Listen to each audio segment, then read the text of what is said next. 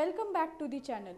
Today in this video tutorial, we will study about the structural organization of the cell.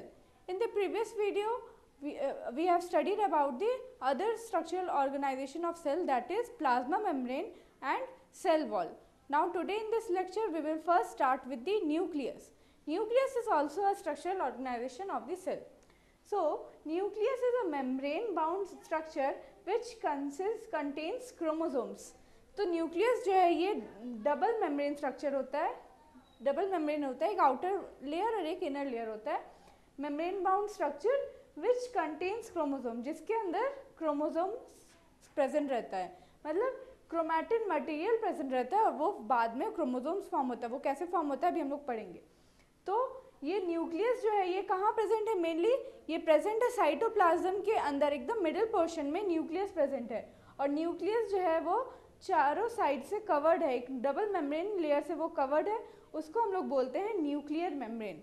Nuclear membrane जो है वो covered है और nuclear membrane के बीच में थोड़ा बहुत गैप्स प्रेजेंट रहता है. ये गैप्स जो है इसको हम लोग बोलते हैं न्यूक्लियर पोर. ये न्यूक्लियर पोर का काम क्या है कि यहाँ जो न्यूक्लियस के अंदर कोई भी मटेरियल को बाहर जाना है तो वो न्यूक्लियर पोर से ही एंटर होते हुए बाहर जाता है, और बाहर मतलब साइटोप्लाज्म में जाता है, बाहर में साइटोप्लाज्म है, और साइटोप्लाज्म से कोई मटेरियल को अंदर घुसना होता है तो वो न्यूक्लियर पोर के थ्रू ही एंटर करता है. सो ये एक न्यूक्लियर पोर बीच बीच में प्रेजेंट रहता है. अब इस न्यूक्लियस के अंदर, न्यूक्लियर मेम्ब्रेन के अंदर प्रेजेंट रहता है एक पूरा फैला हुआ प्रेजेंट रहता है एक क्रोमैटिन मटेरियल.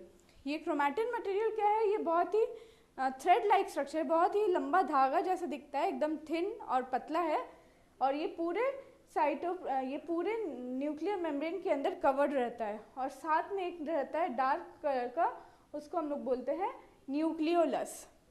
तो ये क्रोमैटिन मटेरियल में ही क्रोमोसोम्स, ये क्रोमैटिन मटेरियल को ही बाद में हम लोग क्रोमोसोम्स बोलते हैं, और इस क्रोमोसोम्स के अंदर में ही डीएनए और प्रोटीन्स वगैरह रहता है जो कि प्रोटीन्स बनाने में हेल्प करता है. डीएनए जो है वो प्रोटीन्स बनाने में हेल्प करता है.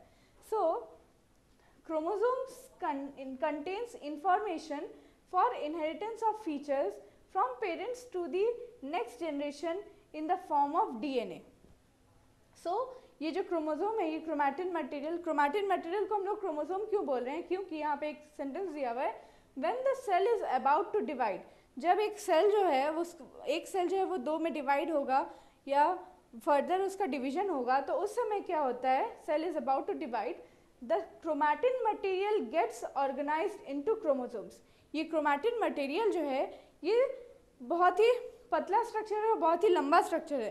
तो ये क्या होता है, chromatin material जो है क्रोमोसोम में कन्वर्ट हो जाता है. क्रोमोसोम क्या हो गया, एक रॉड लाइक स्ट्रक्चर दिखता है. ये क्या था, बहुत ही फैला हुआ था, थिन थ्रेड लाइक स्ट्रक्चर था, लेकिन जब सेल को डिवाइड होना होता है तब ये क्रोमैटिन मटेरियल जो है क्रोमोसोम का फॉर्मेशन कर लेता है. कैसे, वो अपने आप को हेलिकली यहाँ पे कॉइल्ड कर लेता है पूरा. ये कॉइल्ड स्ट्रक्चर, ये जितना भी क्रोमैटिन मटेरियल था वो क्रोमोसोम में ऐसे कॉइल्ड स्ट्रक्चर में फॉर्म हो जाता है. सो इसी को बोलते हैं क्रोमोसोम. तो मेनली हम लोग इसको इसलिए नाम दिए हैं क्रोमोसोम. सो क्रोमोसोम में क्या रहता है, डीएनए प्रेजेंट रहता है. Chromosome contains information for inheritance of features from parents to the next generation in the form of DNA.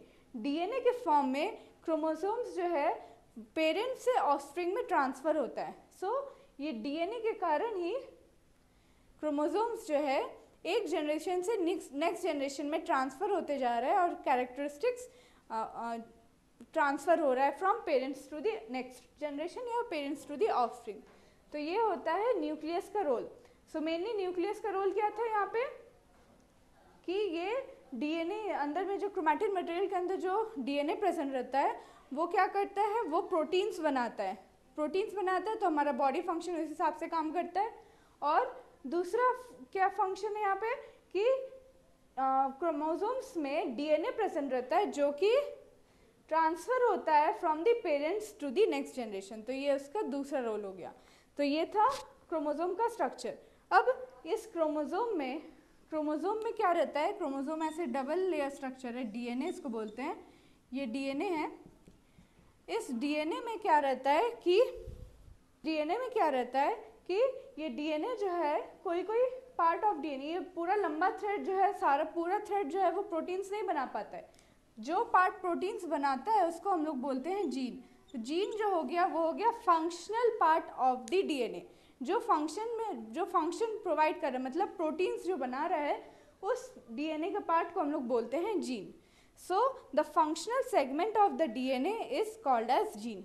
तो ये था क्रोमोसोम।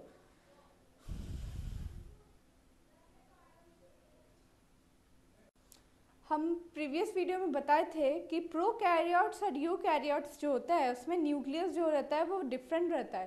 प्रोकैरियोट्स और यूकैरियोट्स में न्यूक्लियस में क्या डिफरेंस रहता है, ये जो स्ट्रक्चर न्यूक्लियस का बनाया है ये यूकैरियोट्स में प्रेजेंट रहता है, मतलब इसमें मेम्ब्रेन बाउंड स्ट्रक्चर रहता है। सो इसलिए हम लोग इसको बोलते हैं न्यूक्लियस। लेकिन प्रोकैरियोट्स में क्या होता है कि ये डबल मेम्ब्रेन बाउंड स्ट्रक्चर जो है वो प्रेजेंट नहीं रहता है प्रोकैरियोट्स में। तो क्या प्रेजेंट रहता है, सिर्फ उसमें ये क्रोमैटिन मटेरियल प्रेजेंट रहता है और न्यूक्लियोलस प्रेजेंट रहता है।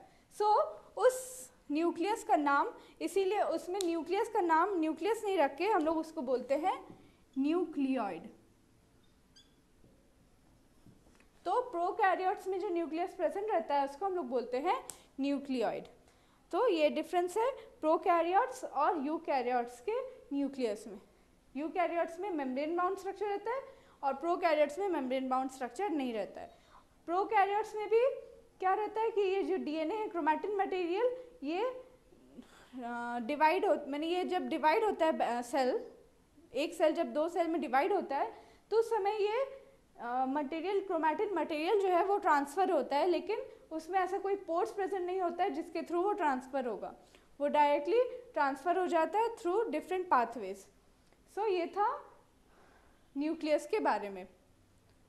The next structural organisation of cell is the cytoplasm. So cytoplasm is the fluid content inside the plasma membrane. तो प्लाज्मा मेम्ब्रेन के अंदर जितना भी पार्ट है पूरा लिक्विड या फ्लूइड नेचर का होता है वो, उसको हम लोग बोलते हैं साइटोप्लाज्म। और उसी साइटोप्लाज्म के अंदर डिफरेंट सेल ऑर्गेनल्स जो है वो प्रेजेंट रहता है। It also contains many specialized cell organelles. Each of these cell organelles perform a specific function for the cell. तो ये जितना भी सेल ऑर्गेनल्स प्रेजेंट रहता है इनसाइड द साइटोप्लाज्म में, ये सेल ऑर्गेनल्स अपना अपना फंक्शन, अपना अपना रोल प्ले करता है फॉर द सेल। वो सेल के लिए अलग अलग फंक्शंस, उसका अलग अलग फंक्शंस रहता है, वो वही उसका मेन रोल रहता है। सो एक यहाँ पे भी साइटोप्लाज्म में डिफरेंस क्या रहेगा प्रोकैरियोट्स और यूकैरियोट्स में, कि प्रोकैरियोट्स में जैसे कि न्यूक्लियस जो था वो वेल डिफाइंड नहीं था, तो प्रोकैरियोट्स में सेल ऑर्गेनल्स भी नहीं प्रेजेंट रहता है, मतलब they are absent in prokaryotes. लेकिन यूकैरियोट्स में सेल ऑर्गेनल्स प्रेजेंट रहता है और साथ में उसमें एक सेल मेम्ब्रेन या न्यूक्लियर, उसमें भी मेम्ब्रेन बाउंड स्ट्रक्चर प्रेजेंट रहता है इन दी यूकैरियोटिक सेल्स। सो ये था साइटोप्लाज्म।